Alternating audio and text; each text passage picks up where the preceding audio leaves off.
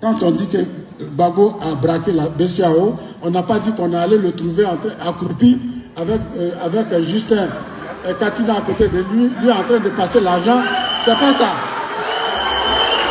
Ce n'est pas ça. D'être vigilant, ils disent que le 10 mai prochain, une convention du PPACI va se réunir pour confirmer le choix de Laurent Gbagbo comme candidat du PPACI à l'élection de 2025. Bien, s'il vous plaît. A priori, ce n'est pas notre affaire. A priori. J'ai dit a priori, ils peuvent choisir qui ils veulent. Ils peuvent prendre un singe, ils peuvent prendre un cheval, ils peuvent choisir qui ils veulent. C'est tout ce qu'ils veulent.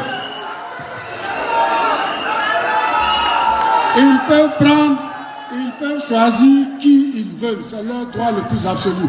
Sauf que dans le cas de Laurent Gbagbo, il est sous le coup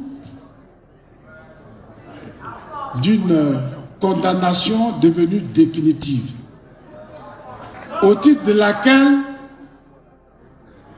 il ne figure pas sur la liste électorale.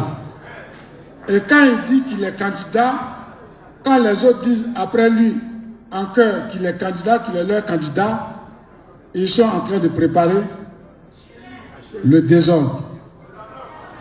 Ils sont en train de préparer le désordre. Bon, nous, j'allais dire, nous allons les attendre la fleur à la boutonnière, mais de façon ferme. On va les attendre la fleur à la boutonnière, mais de façon ferme. Bon paix, tcha tcha tcha. Et vous l'avez vu, mon cher, la maman. Bonsoir les amis. Bonjour, bon après-midi, dépendamment de votre position, les amis. Venons s'affairer un peu. En tout cas, venons s'affairer. Venez, on va s'affairer. Est-ce que vous savez que hier, 11 avril 2024, Cissé Bakongo est sorti. Vous savez, ils ont fait leur convention.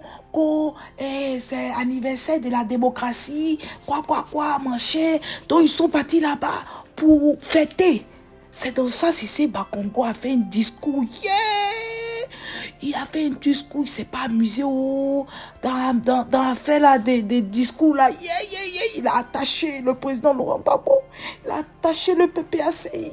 Oui, écoutez. Pays là, on va s'en sortir. On parle de réconciliation, mais les propos comme ça là, c'est pas bon, c'est pas fait pour arranger. Ouais, pays là, vraiment, c'est pas facile. Sans trop tarder, écoutez, Cissé Bakongo. Bye bye. Ce jour mémorable du 11 avril 2024, soit 13 ans après cet autre 11 avril 2011, doit rappeler à notre souvenir que Dieu est juste, que Dieu est juste, que Dieu est justice. Qu'il fait triompher toujours le juste au moment opportun, le moment qu'il a choisi. Les musulmans disent Kun Fayakun.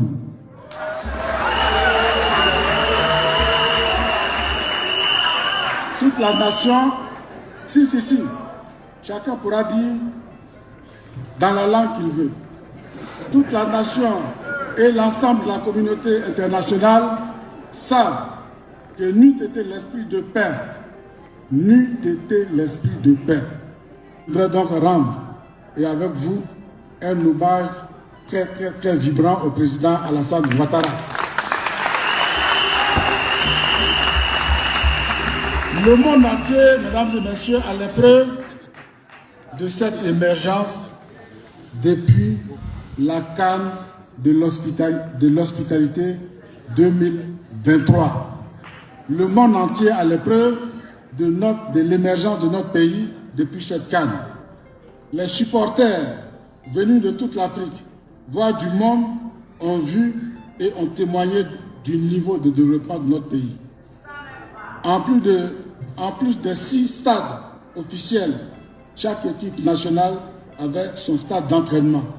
Du jamais vu en Afrique. Je dois saluer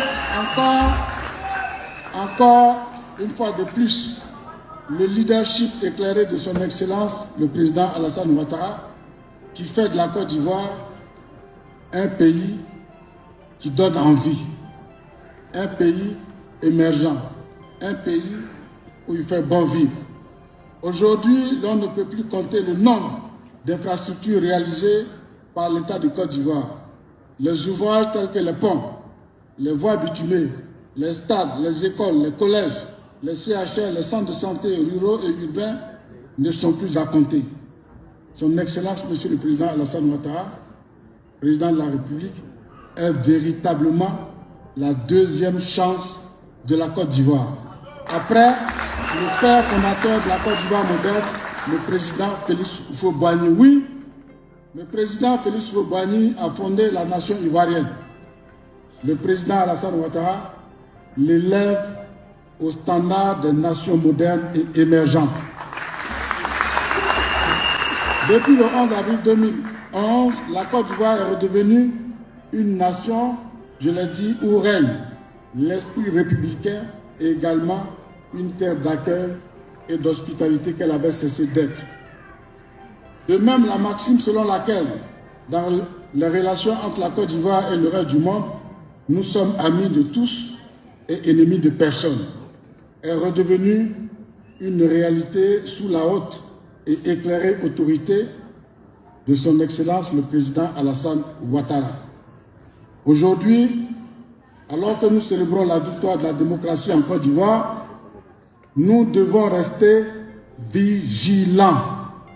Nous devons rester vigilants. J'espère que nous nous comprenons. Les forces du mal ont commencé à se tenir debout, à parler et à tout nier. Ils n'ont pas braqué la BCEAO. Ils n'ont rien fait dans ce pays. Absolument rien. Ils n'ont rien fait dans ce pays.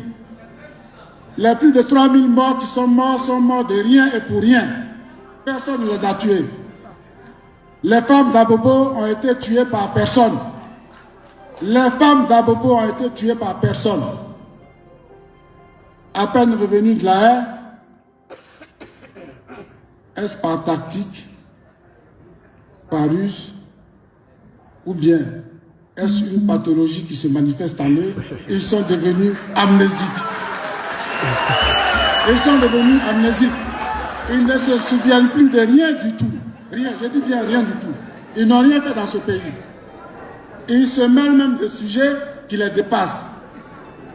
Peut-être que le ministre Sanogo va venir leur expliquer ici ce que ça veut dire la dette. Ils ne savent pas ce que c'est. Non, ils ne savent pas ce que c'est. Et ils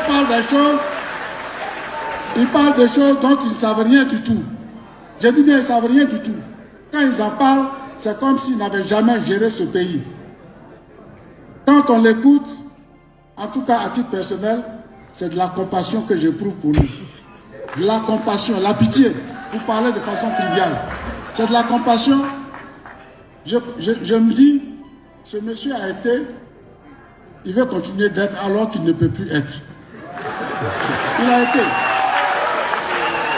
a été un opposant historique. J'ai écrit dans différents papiers de presse que Laurent Gbagbo, pour moi, était un opposant professionnel. Il ne devait pas être président de la République. Les faits m'ont donné raison. Il devait être un opposant professionnel. Il est un opposant professionnel, c'est-à-dire de façon anthropologique, au fond de lui-même. Il ne peut pas gérer. Et il a montré en 10 ans, 5 ans démocratiquement obtenus, 5 ans volés à la Côte d'Ivoire. Pendant 10 ans,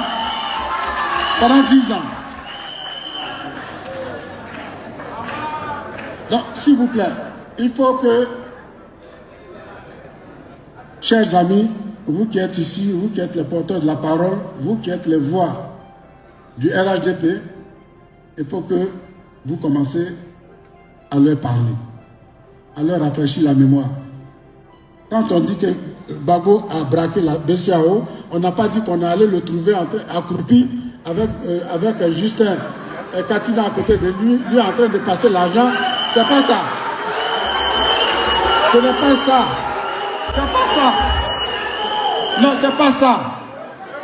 C'est pas ça. On n'a pas dit que, nous on n'a pas dit qu'on l'a trouvé. Il était accroupi quelque part dans un coin de la BCAO. Quand lui il prend, il donne à Justin Katina. Lui aussi il donne à quelqu'un. C'est pas ça. Ce qu'on dit en français, c'est la responsabilité de la fonction. Ah oui, c'est la responsabilité de la fonction. Mais toi, tu es directeur. Ta secrétaire ne fait pas bien son travail. Vous voulez que le ministre aille accuser la secrétaire? C'est pas ça. Le ministre ne peut pas aller accuser la secrétaire. Ou bien, toi, tu es ministre. Ton directeur ne fait pas le travail. Tu veux que le président aille parler au directeur? C'est pas comme ça. C'est toi, Laurent Gbagbo, qui a mis chacun de ceux qui étaient autour de toi, c'est toi qui les as mis là où ils étaient. Donc leur fait incombe. Leurs faits te culpabilisent. Leurs faits te culpabilisent. Tu dois répondre de leurs faits. C'est pour cette raison que tu as été accusé de braquage de la BCAO. Et ce n'est pas parce que tu as bénéficié d'une mesure de grâce ou alors que tu as bénéficié d'un non-lieu à la CPI que rien n'a eu lieu. Ce n'est pas parce que tu as bénéficié d'un non-lieu à la haine que rien n'a eu lieu. Il y a bien eu lieu quelque chose dans ce pays. Et c'est pour cette raison que tu es parti à la CPI.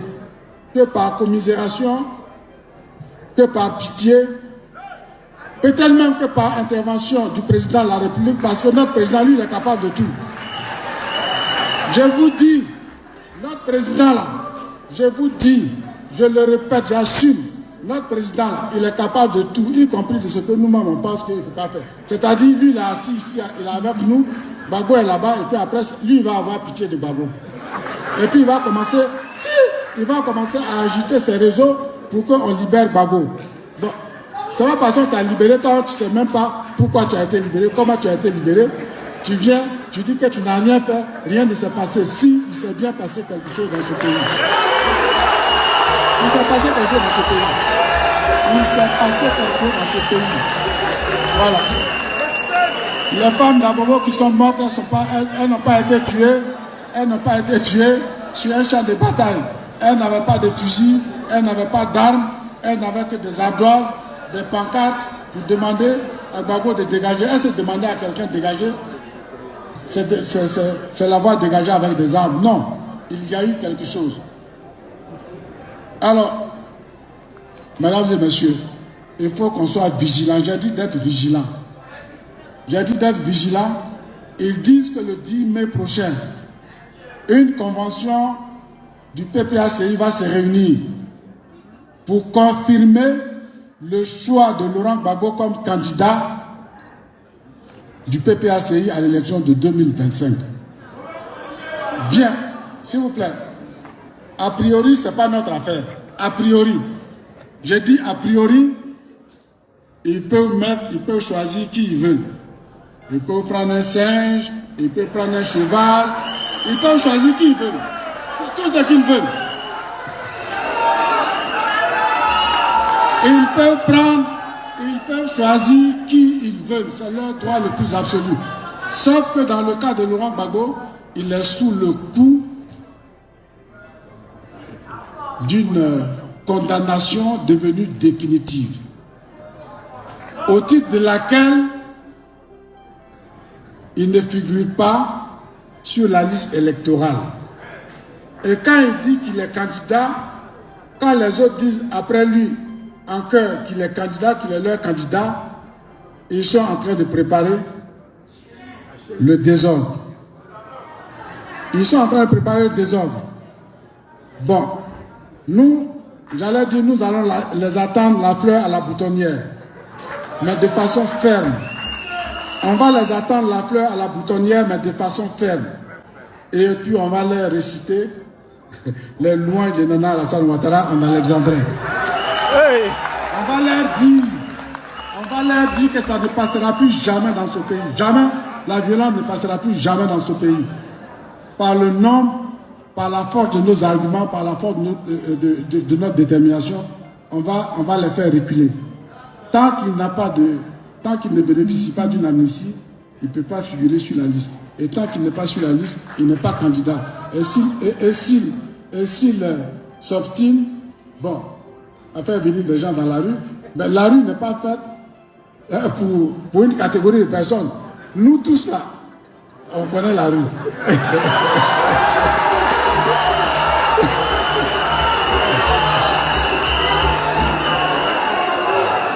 Mesdames et messieurs, je voudrais donc vous assurer que nous restons déterminés et engagés sur l'essentiel de notre combat, à savoir la victoire du RHDP lors des prochaines consultations générales de 2025. À ces consultations de 2025, j'ai dit à différents endroits, sur différentes tribunes, que notre candidat,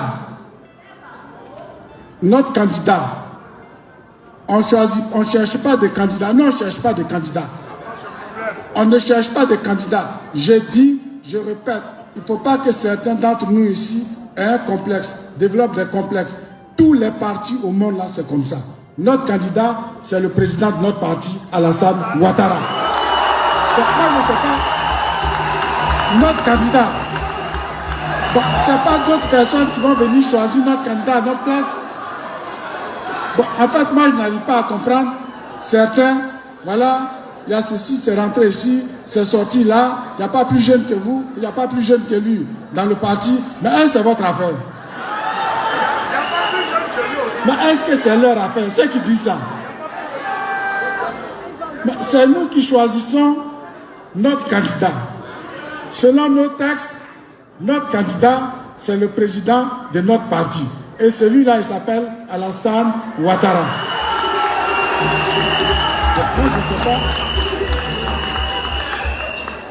Ah ben si, en fait, il ne faut pas se laisser avoir par ce complexe, c'est un faux complexe. Des gens qui ne savent rien du tout, qui ont tout à apprendre de nous, à tout point de vue, ne peuvent pas venir nous mettre dans un complexe. Voilà, Alassane Ouattara, il y a ceci, il y a cela. Moi, je ne comprends pas. C'est notre président. J'ai dit qu'eux, ils peuvent choisir qui ils veulent. Ils auraient pu choisir Gbagbo sans qu'on ne parle. Mais on parle simplement parce que Gbagbo est sous le coup d'une inculpation, d'une condamnation, au titre de laquelle il ne figure pas sur la liste électorale. Et ne figurant pas sur la liste électorale, il ne peut pas être candidat, c'est tout. Chi, les amis, donc voilà, nous sommes à la fin de la vidéo. Vraiment, c'était Bakongo, vous faites doucement. Parce que ça là, c'est un peu comme si tu étais d'inciter à la haine. Tu as vu, non? C'est pas bon. C'est pas bon, c'est pas bon. Bon, si c'est les amis, moi, je vous laisse. Et puis, on se parle tout à l'heure. Nos histoires chez nouveau par ici. Bonne arrivée, merci d'être là. Et je dis merci beaucoup aux anciens. Et que Dieu continue de vous bénir, les amis. On se dit à tout à l'heure. Bye bye, les amis. Bye. Ciao.